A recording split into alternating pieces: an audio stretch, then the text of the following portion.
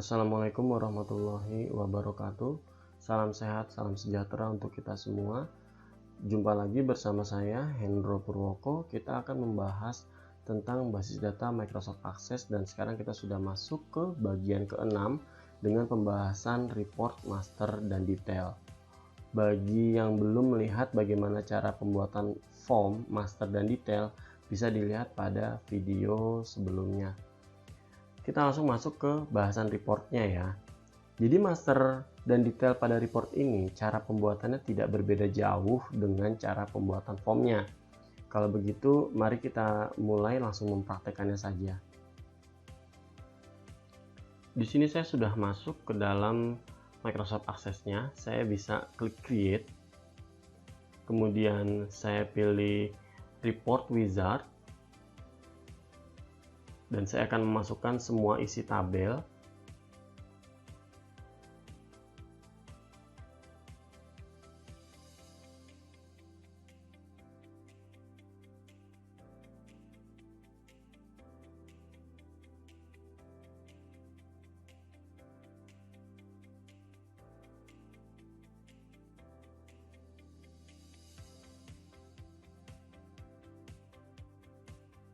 Kemudian saya klik next setelah semua tabel dimasukkan, dan di sini kita akan menampilkannya berdasarkan peminjaman ya. Jadi kita pilihnya by pinjam. Kemudian klik next lagi. Di sini do you want to add any grouping levels? Saya rasa di sini tidak ada yang perlu di grouping lagi ya. Sudah cukup seperti ini saja. Kemudian next, dia memberikan opsi lagi apakah ingin disortir ascending atau descending. Kalau begitu kita memilihnya berdasarkan ID pinjam saja ya. Berarti di sini saya memilihnya berdasarkan ID pinjam, detail pinjam underscore ID pinjam. Untuk bentuk layoutnya sendiri itu opsional. Kalau saya sih akan memilih yang modelnya step, kayaknya lebih enak ya, kayaknya lebih enak dilihat saja kalau yang step ini. Untuk pemilihan layout dibebaskan ya, terserah mau pilih yang step, block, atau outline. Untuk orientation saya memilih portrait ya. Kemudian klik next. Di situ saya biarkan saja title untuk reportnya. Kemudian saya pilih modify. Untuk sementara bentuk reportnya seperti ini. Mohon disimak, saya akan modifikasi report tersebut agar lebih nyaman dilihat dan lebih informatif.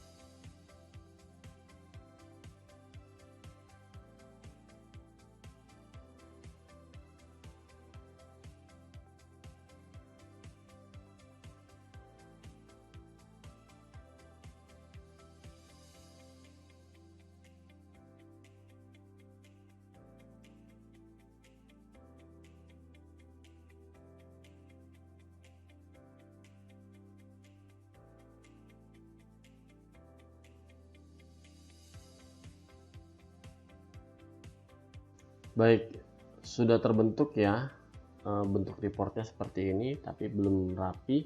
Sebentar lagi akan saya rapikan agar terlihat yang mana bagian master dan yang mana yang detail. Di sini belum terlihat karena apa?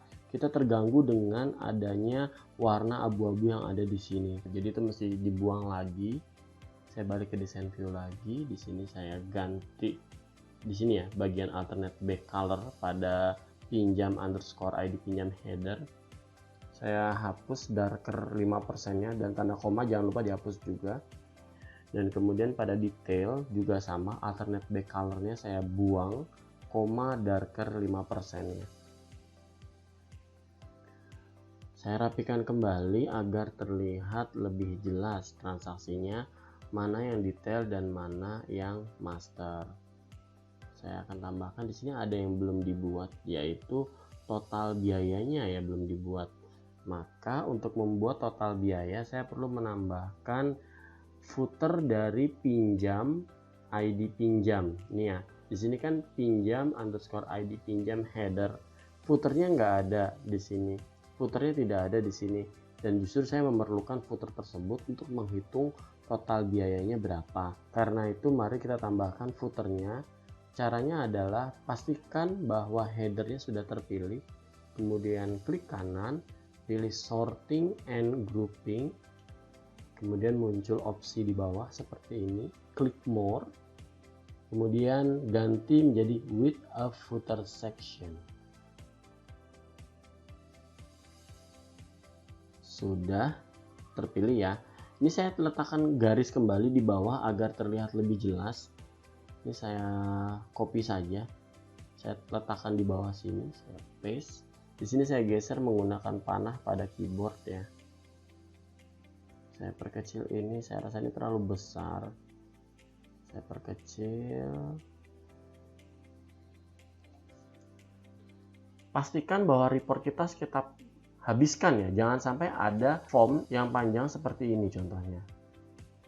Tidak boleh, karena apabila ada form kosong seperti ini akan dianggap lembaran kertas juga, dan itu akan memboroskan kita saat mencetak bukti pinjam. Maka ini harus dihabiskan, tidak boleh ada ruangan yang tersisa.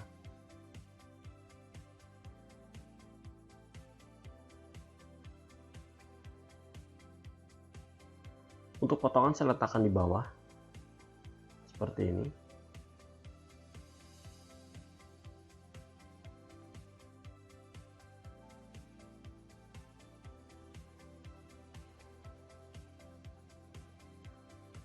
Saya rapikan sejenak lagi. Ini bentuk visualnya belum terlalu baik menurut saya. Jadi saya ketik aja.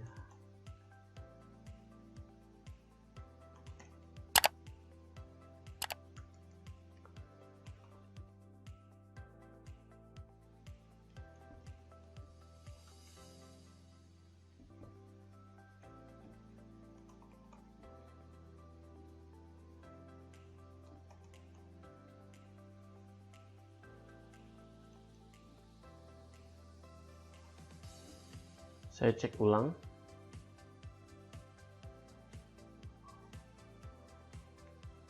Lumayan sudah terlihat ya.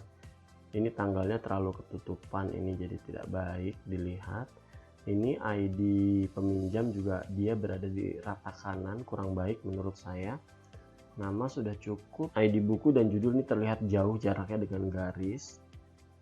Dan ini terlihat kategorinya terlalu jauh dan pengarangnya juga jauh ya. Ini mesti kita perbaiki di sini. Saya kembali ke layout saja biar lebih enak dilihat.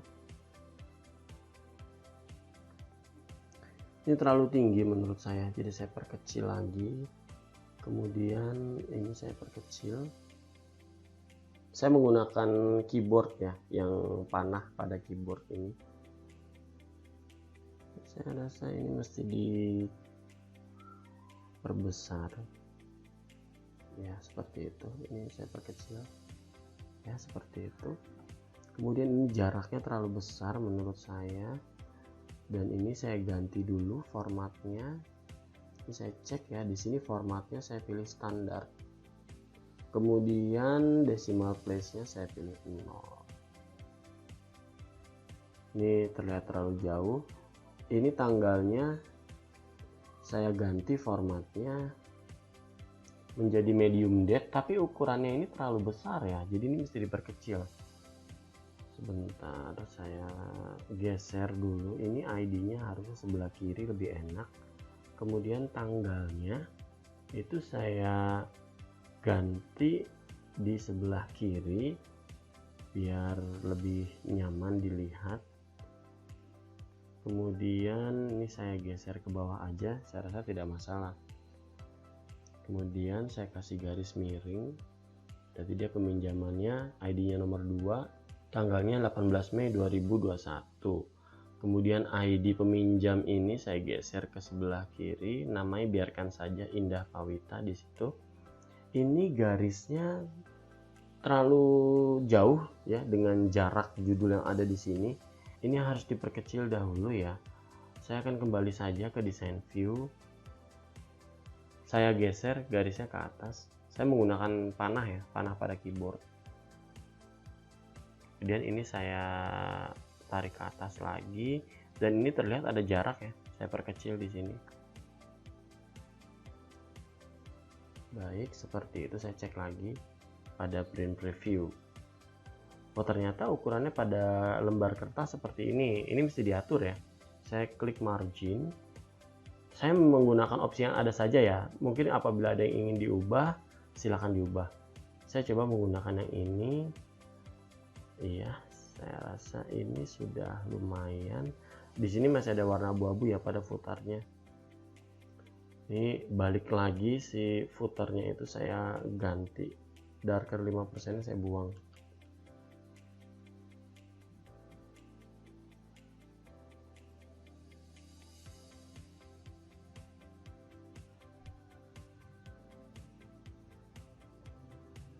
Pesan ini muncul karena lebar kertas itu kurang dari lebar report yang kita buat. Jadi di sini kita mesti periksa kembali lebarnya report dengan kertas. Saya klik OK dahulu. Biarkan saya kembali ke design view, takutnya ada masalah kita di sini. Oh iya, jelas, benar sekali bermasalah. Terlihat ya kita ada form kosong di sini. Saya habiskan dahulu. Kemudian saya cek lagi pada print preview. Nah, lihat ya, pesan tadi sudah tidak ada. Jadi kalau kamu muncul pesan seperti tadi, intinya adalah jangan sampai reportnya itu lebih besar dari ukuran kertasnya. Ada lagi yang menurut saya kurang nyaman dilihat, yaitu posisinya dia tidak di tengah. Saya akali saja ini dengan cara menggeser page setupnya. Di sini diatur ya bagian kirinya berapa gitu. Saya coba mengganti. Saya coba bereksperimen dengan mengganti ukurannya. Baik, terlalu jauh. Untuk hal ini silahkan dicoba-coba saja ya. Tidak ada aturan baku di sini ya, karena kan kita memiliki desain yang berbeda-beda. Saya sudahi saja untuk desain seperti ini dahulu. Sekarang kita akan membuat lagi totalnya berapa. Di sini untuk total biaya belum terlihat ya. Seperti ini 10.000 ditambah 2.000 harusnya 12.000 ya, tapi belum dimunculkan. Saya akan memunculkannya dengan membuat sebuah text box. Saya tarik text box dari atas, saya letakkan di bawah. Kemudian saya ketik sum biaya.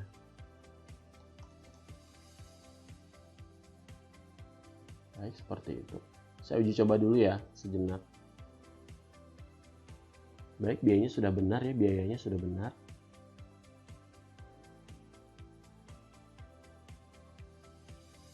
Iya, biayanya sudah sesuai ya, tinggal kita modifikasi kembali. Saya buat teks baru lagi ke dalam. Untuk perhitungan sum biaya, ini namanya saya beri nama identik dahulu ya. Di sini name-nya saya ganti dengan nama sub underscore total. Kemudian saya tekan simpan.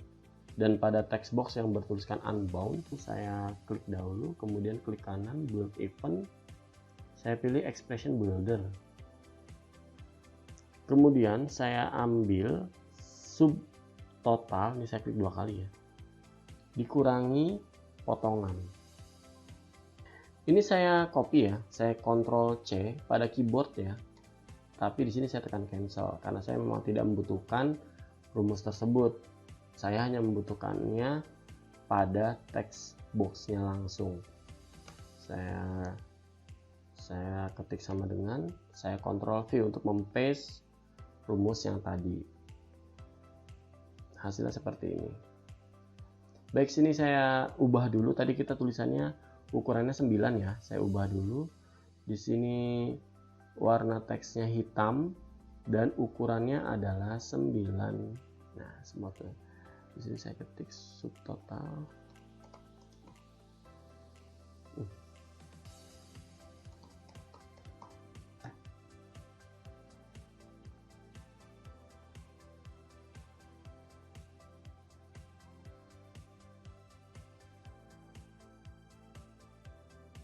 Untuk potongan ini sudah hilang labelnya, jadi ini saya copy saja dari sini.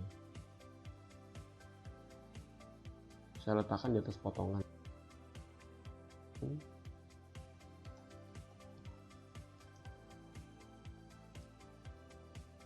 Kemudian di sini teks 47 pada saya ganti total.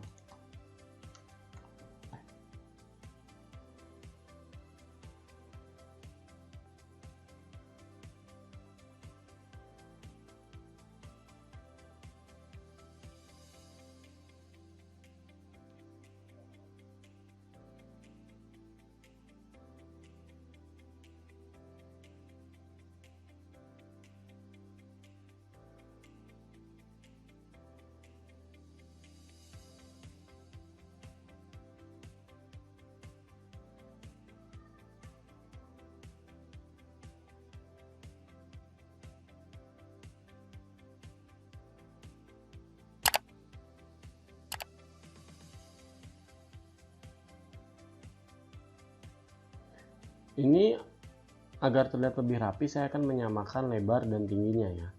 Saya blok dahulu, saya pilih range, size or spaces, saya pilih to widest, dan saya pilih lagi to shortest. Agar semua ukurannya sama tuh. Ya, ukurannya sudah sama tuh. Saya geser-geser dahulu untuk merapikannya.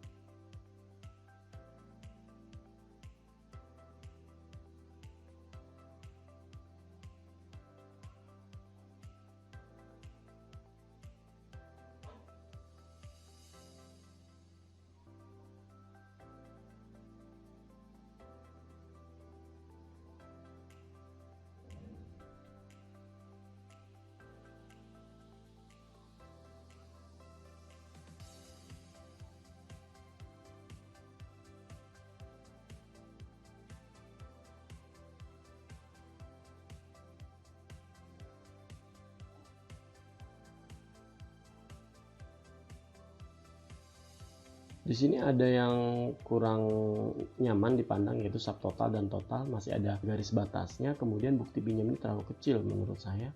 Jadi saya close print preview, saya ganti untuk bukti pinjam. Itu ukurannya saya ganti menjadi 12 dan saya berikan kesan tebal ya. Saya letakkan di tengah-tengah, saya berikan efek agar dia posisinya di tengah. Kemudian ini yang tadi sum biaya dan total ini terlihat tadi kita memiliki tanda ini ya, tanda border ya, tanda batas ya. Saya kembali ke print preview, lihat ya. Subtotal ini ada tanda batas seperti kotak berwarna abu-abu. Sebenarnya tidak masalah dengan kotak abu-abu ini, cuma karena memang desain kita sudah tidak menggunakan kotak, jadi baiknya diseragamkan saja. Saya hapus kotak tersebut ya. Di border style saya pilih transparent. Kemudian formatnya saya ganti menjadi standar dan decimal placesnya saya pilih 0. Begitu juga potongan.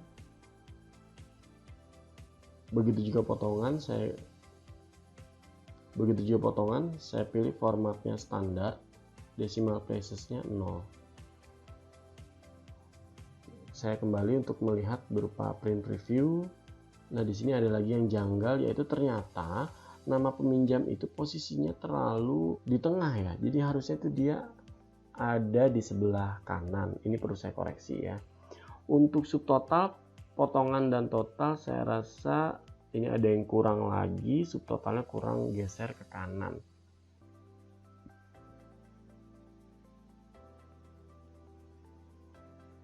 Saya geser kanan. Kemudian ini terlalu lebar si nama ini. Itulah kenapa saya mesti menggesernya ke sebelah kanan. Baik.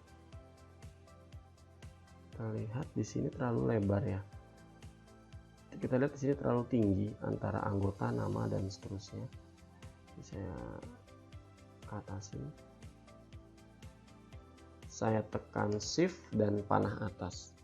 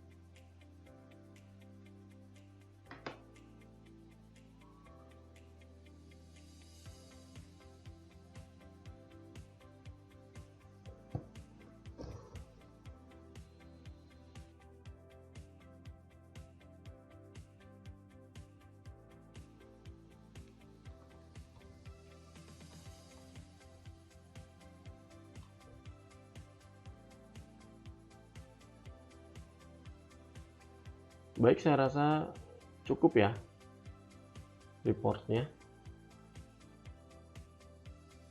Selanjutnya kita akan menghubungkan report ini dengan form pinjam yang sudah kita bikin pada video lalu. Saya tutup dulu reportnya.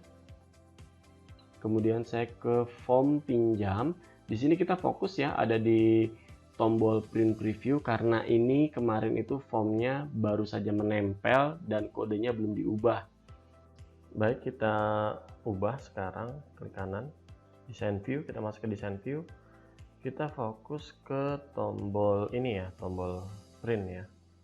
Kemudian pada tombol print di sini terlihat adanya embedded makro yang ini otomatis dibuat oleh Microsoft Access saat membuat tombol print preview. Karena kita ingin menggunakan kode secara manual, jadi kita harus membuang embedded makro tersebut. Caranya adalah cukup dihapus saja tulisan embedded makro ini. Saya tekan delete ya. Baik, saya sudah menekan delete. Kemudian saya klik titik 3 yang berada di sebelah kanan. Saya memilih code builder sehingga akan muncul halaman lain di mana kita akan membuat sebuah kode untuk mencetak ya.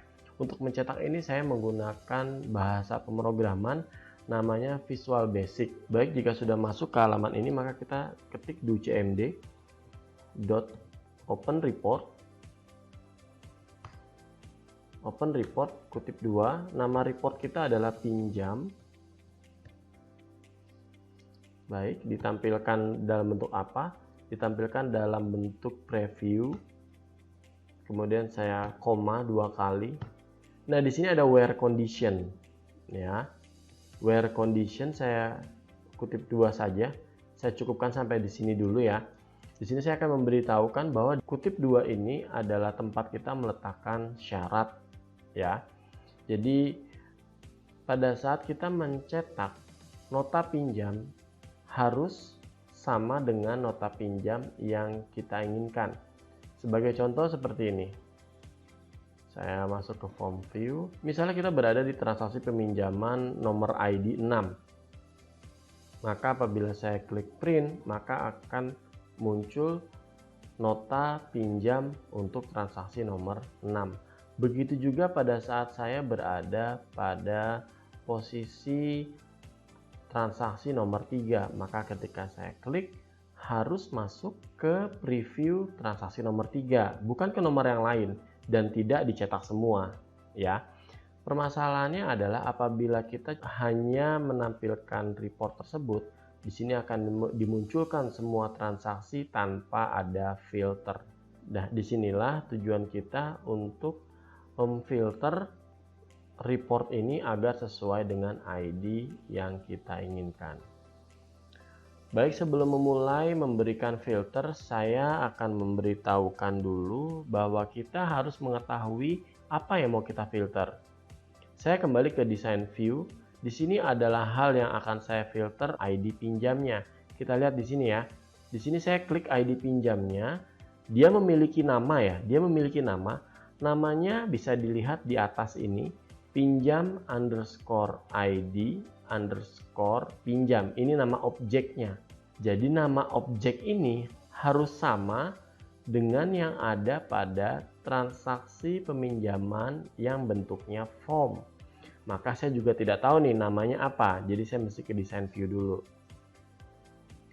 Ternyata pada form pinjam, ID peminjaman bernama ID underscore pinjam. Bisa dilihat di sini atau dilihat di sini, sama ya. Sementara pada report, namanya adalah pinjam underscore ID pinjam. Ini nama bisa dilihat di sini atau di sini ya, sama saja. Kita akan menyamakan ID tersebut agar dapat dibuka berdasarkan nomor pinjamnya. Saya tutup dulu ya. Sini saya pilih save. Kemudian saya kembali lagi ke sini, kodenya ada di bawah. Baik, pada report tadi bernama pinjam underscore ID underscore pinjam, sama dengan, nah, di sini saya menggunakan tanda dan sebagai penghubung antara text field yang ada di form, text field yang ini ya, menghubungkan text field yang ini ke dalam sini. Jadi karena ini namanya ID pinjam, maka saya di sini menuliskannya ID underscore pinjam ya. Sementara kalimat pinjam underscore ID underscore pinjam itu diambil dari report ya. Saya buka kembali ya untuk memperjelas. Saya buka kembali design view. Ini saya panjangkan saja ya agar terlihat jelas ya. Saya panjangkan saja, nanti saya tidak akan simpan. Ini hanya sebagai pembuktian saja. Dan pinjam yang ada di sini itu adalah pinjam yang ada pada filter ini. Seperti itu ya. Saya tutup juga reportnya. Tidak saya simpan ya. Kemudian saya tampilkan form view di sini. Baik, sebagai pembuktian, sekarang saya berada di posisi transaksi peminjaman ID 3. Saya klik print. Maka yang muncul adalah transaksi ID 3. Bener ya, ID 3, Yunita Harahap. Dia meminjam buku namanya Singa Berani Tampil. Sini sesuai ya, Singa Berani Tampil. Saya coba lagi menampilkan data yang cukup banyak. Di sini ada peminjam bernama Agus dengan ID transaksi peminjaman adalah 4. Saya cek print. Oh maaf, ini belum update ya, karena kan harus ditutup dulu kalau mau update. Nah, seperti ini. Benar ya, di sini ada 3 buku yang dipinjam. Untuk mencetak ulang data lain, maka kita harus tutup dulu reportnya. Di sini lagi saya coba mencetak ID peminjaman 2 dengan nama peminjam Indah Pawita. Saya klik. Nah, seperti itu. Baik, demikian pembahasan kita tentang report, master, dan detail. Saya harap kita bisa lebih memahami bagaimana cara menggunakan filter saat kita mencetak.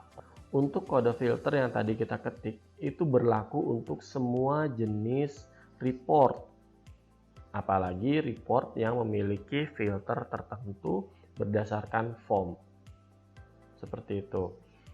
Baik, dari saya, apabila bermanfaat video ini, silakan klik tombol subscribe serta klik tombol lonceng untuk dapat informasi video unggahan yang saya upload. Dari saya, wassalamualaikum warahmatullahi wabarakatuh. Tetap sehat, tetap semangat, apalagi kita dalam kondisi pandemi seperti saat ini. Dan tetap di rumah, jangan lupa menggunakan masker pada saat bepergian. Terima kasih.